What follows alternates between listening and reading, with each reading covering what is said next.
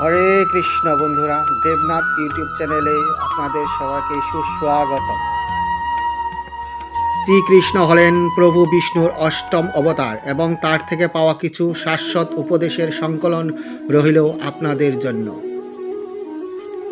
Number 1, জীবনে লক্ষ্য স্থির রাখা আবশ্যক, কারণ লক্ষ্যহীন জীবন মানুষকে ভুল পথে চালিত করে। নম্বর 2, লোভ, ক্রোধ, হিংসা পরম শত্রু, যার উপর নিয়ন্ত্রণ না থাকলে মানুষের মৃত্যু অনিবার্য।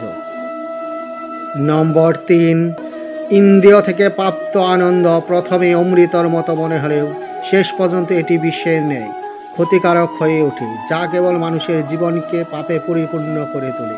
নাম্বার 4, মানুষের কামনা ও বাসনাই হল প্রকৃত দুঃখের প্রধান কারণ। জন্মের সাথেই মানুষের মৃত্যু নির্ধারিত, তাই নিজের কর্ম করো, যা অনিবার্য, তার জন্য দুঃখ করো না।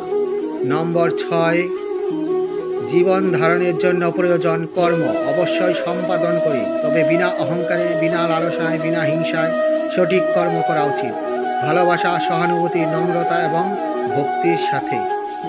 নম্বর 7, জীবনে কর্ম করে যাও, ফলের আশা করো না।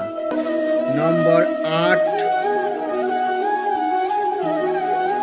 মনের স্থিরতার জন্য শান্তি, ভদ্রতা, নীরবতা, আত্মসংযম এবং পবিত্রতা শিক্ষা গ্রহণ করা আবশ্যক। নম্বর 9, কেবলমাত্র স্বার্থত্যাগ হল আনন্দ ও সন্তুষ্টির একমাত্র সহজ।